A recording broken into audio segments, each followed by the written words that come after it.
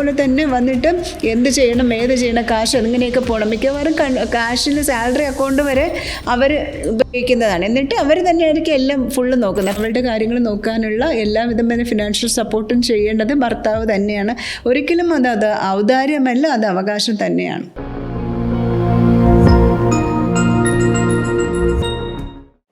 ഇപ്പോൾ ഒരു സ്ത്രീ ഭാര്യയാണ്, മേ ബി വർക്കിംഗ് ചെയ്യുന്നുണ്ടാവും, മേ ബി അല്ലെങ്കിൽ ഹൗസ് വൈഫ് ആയിരിക്കും. പക്ഷേ പുള്ളിക്കാരത്തിക്ക് വീട്ടിൽ ഹസ്ബൻഡിൽ നിന്ന് ഒരു എന്താ പറയുക, ഒരു എക്കണോമിക് കൺട്രോൾ വരികയാണ്. എന്ന് പറഞ്ഞാൽ ഒരു വീട്ടിലെ ഫിനാൻഷ്യൽ ഡിസിഷൻസിൽ പാർട്ടിസിപ്പേറ്റ് ചെയ്യാൻ പറ്റുന്നില്ല, അല്ലെങ്കിൽ ഒരു ടോട്ടലി അവർക്ക് തന്നെ അവരൊരു എക്കോണമിയിലൊരു കൺട്രോളില്ല വർക്കിംഗ് ആണെങ്കിൽ. അല്ലാന്ന് പക്ഷം നമ്മൾ ഫിനാൻഷ്യലി ഭയങ്കര ഡിപ്പെൻഡൻ്റ് ആയിട്ടിരിക്കുകയാണ്. അങ്ങനെയാണെങ്കിൽ കോർട്ട് ഇത് എങ്ങനെയായിരിക്കും കാണുക? മെയിൻ്റനൻസ് ആണെങ്കിൽ അതൊരു ക്രുവൽറ്റി, ഒരു ഡൊമസ്റ്റിക് വയലൻസിൻ്റെ ആ ഒരു ആംപാക്റ്റിൽ വരുമോ? ഓക്കെ, ഇപ്പം നമ്മൾ 2 സ്ത്രീകളുടെ കാര്യം പറഞ്ഞു. ഒന്നെന്ന് വെച്ചാൽ ഫിനാൻഷ്യലി ഏൺ ഉള്ളവർ, അൺപെയ്ഡ് ആയിട്ട് കയ്യിലില്ലാത്തവർ. ഇപ്പം നമ്മൾ സ്വന്തമായിട്ട് വരുമാനമുള്ളവർ, അതായത് അവർ സാമ്പത്തികമായിട്ട് അവർക്ക് ഏൺ ചെയ്യുന്നുണ്ട്, പക്ഷേ ആ കിട്ടുന്ന കാശ് പക്ഷെ അത് അവർക്ക് സ്വന്തമായിട്ട് സ്പെൻഡ് ചെയ്യാൻ പറ്റുന്നില്ല, അതിൻ്റെ മേലൊരു ഡിസിഷൻ എടുക്കാൻ പറ്റില്ല. അതിന് മേൽ ഓവർ കൺട്രോൾ വരുന്നത് ഹസ്ബൻഡിൻ്റെ കൈകളാണ്. അതായത് ഇവരുടെ ഇപ്പോൾ ഒരു 10 രൂപ കിട്ടിയാൽ അവർക്ക് സ്വന്തമായിട്ടൊന്നും ചെയ്യാൻ പറ്റില്ല. അപ്പോൾ ഇതിന് ഫിനാൻഷ്യൽ കൺട്രോൾ എന്ന്, ശരിക്കും പറഞ്ഞാൽ ഫിനാൻഷ്യലി ഇൻഡിപെൻഡൻ്റ് എന്ന് നമ്മളെപ്പോഴും സ്ത്രീകളെല്ലാം ഫിനാൻഷ്യലി ഇൻഡിപെൻഡൻ്റ് ആവണമെന്ന് പറയുന്നത് നമ്മൾ വിചാരിക്കുന്നത് സ്വന്തമായിട്ട് ജോലി ചെയ്യണം, അല്ലെങ്കിൽ സ്വന്തമായിട്ട് ബിസിനസ് ചെയ്യണം, ഫിനാൻഷ്യലി സ്വന്തമായിട്ട് ഏൺ ചെയ്യണം. ശരിക്കും ഫിനാൻഷ്യലി ഇൻഡിപെൻഡൻ്റ് എന്ന് പറയുന്നത് അവർക്ക് കിട്ടുന്ന വരുമാനം അവരുടെ ഇഷ്ടത്തിനും കൂടെ ചിലവാക്കാൻ കഴിയുന്നത്. അവരുടെ പാരൻസിന് കൊടുക്കണം, അവർക്ക് ഇഷ്ടപ്പെട്ട ഡ്രസ്സ് ഇടണം, അല്ലെങ്കിൽ അവർക്ക് ഇഷ്ടപ്പെട്ട യാത്രകൾ ചെയ്യാൻ കഴിയണം. ആ കാശ് അവർ അധ്വാനിച്ചുണ്ടാക്കുന്ന കാശ് അവർക്ക് തന്നെ സ്പെൻഡ് ചെയ്യാൻ കഴിയണം. പക്ഷെ മിക്ക കേരളത്തിലെ കുടുംബങ്ങളിലും വരുന്നതെന്ന് വെച്ച് കഴിഞ്ഞാൽ അതിൻ്റെ മേലിൽ പുരുഷൻ്റെ കൺട്രോൾ വരും, ഭർത്താവിൻ്റെ കൺട്രോൾ വരും. ATM കാർഡ് വരെ അവർ യൂസ് ചെയ്യും. അതേപോലെ തന്നെ വന്നിട്ട് എന്ത് ചെയ്യണം, ഏത് ചെയ്യണം, കാശ് എങ്ങനെയൊക്കെ പോകണം. മിക്കവാറും കാശിന് സാലറി അക്കൗണ്ട് വരെ അവർ ഉപയോഗിക്കുന്നതാണ്. എന്നിട്ട് അവർ തന്നെയായിരിക്കും എല്ലാം ഫുള്ള് നോക്കുന്നത്. അപ്പോൾ ആ സ്ത്രീകൾക്ക് ആദ്യം വിചാരിക്കുമ്പോഴേക്കോ എല്ലാ കാര്യങ്ങളും അയാൾ ചെയ്യുന്നുണ്ടല്ലോ, അതിനകത്ത് ഞാൻ സ്ത്രീകൾ ഭയങ്കര കംഫർട്ടായിട്ട് ഫീൽ ചെയ്യും. പക്ഷെ കുറച്ച് കഴിയുമ്പോഴാണ് മനസ്സിലാവുന്നത് അവർ വരുമാനങ്ങളെല്ലാം ഒരു സമയത്ത് ഉണ്ടായതെല്ലാം വന്നിട്ട് മറ്റേ ആൾ കൊണ്ടുപോയി കഴിഞ്ഞു, പിന്നെ ഒന്നും കയ്യിലില്ലാത്തൊരവസ്ഥയിലേക്ക് വരും. ഇതിനെയാണ് ഫിനാൻഷ്യൽ ലൂട്ടിങ് എന്ന് പറയുന്നത്. അങ്ങനെ സ്വന്തമായിട്ട് ഇൻഡിപെൻഡൻ്റ് ആവുന്നില്ല, ഹസ്ബൻഡിൻ്റേതായിട്ടുള്ളത് അത് ഡൊമസ്റ്റിക് വയലൻസിലാണ് വരുന്നത്.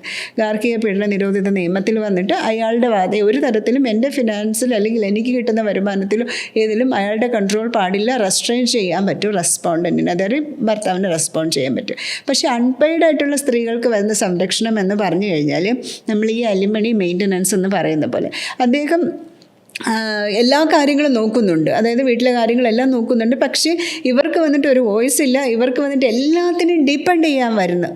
ഇവരുടെ സ്വന്തം ആവശ്യങ്ങൾക്കുള്ള കാര്യങ്ങൾക്ക് വേണ്ടിയിട്ട് ഹസ്ബൻഡ് ഡിപ്പെൻഡ് ചെയ്യേണ്ടി വരുന്ന ഒരവസ്ഥയാണ് എങ്കിൽ ഇവർക്ക് വന്നിട്ട് അലിമണി മെയിൻ്റനൻസ് ചോദിക്കും. ഇത് കാൽക്കുലേറ്റ് ചെയ്യണം. ഇപ്പോൾ അലിമണിയൊക്കെ കാൽക്കുലേറ്റ് ചെയ്യണമെന്ന് വെച്ച് കഴിഞ്ഞാൽ എത്ര വർഷം അവർ ആ മാരിറ്റൽ റിലേഷൻഷിപ്പിൽ സ്പെൻഡ് ചെയ്തു.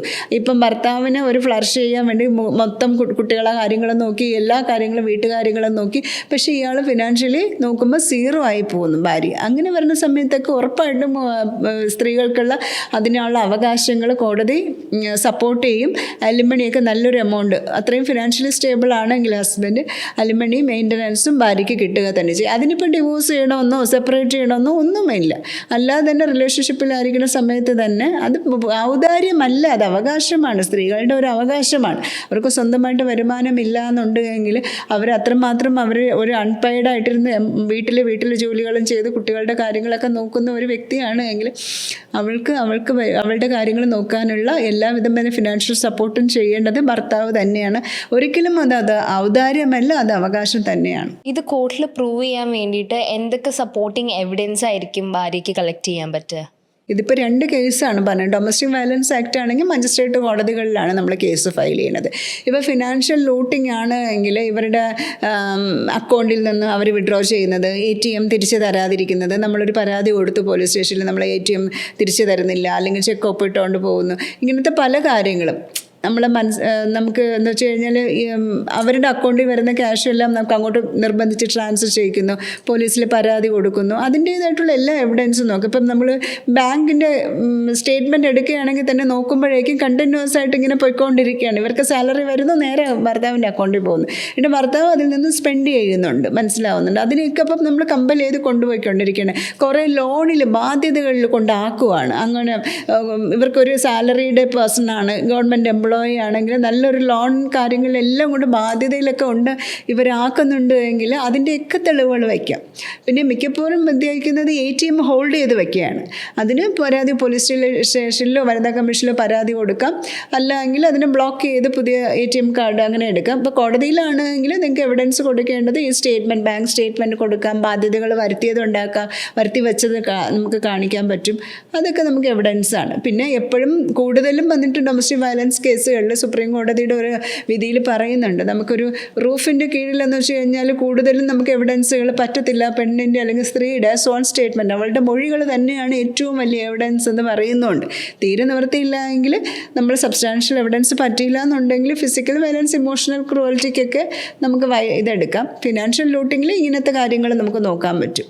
ഇവർ തന്നെ വിഡ്രോ ചെയ്ത് പോകുന്നതും അല്ലെങ്കിൽ സ്റ്റേറ്റ്മെൻറ്റും ഒക്കെ എടുക്കാൻ പറ്റും.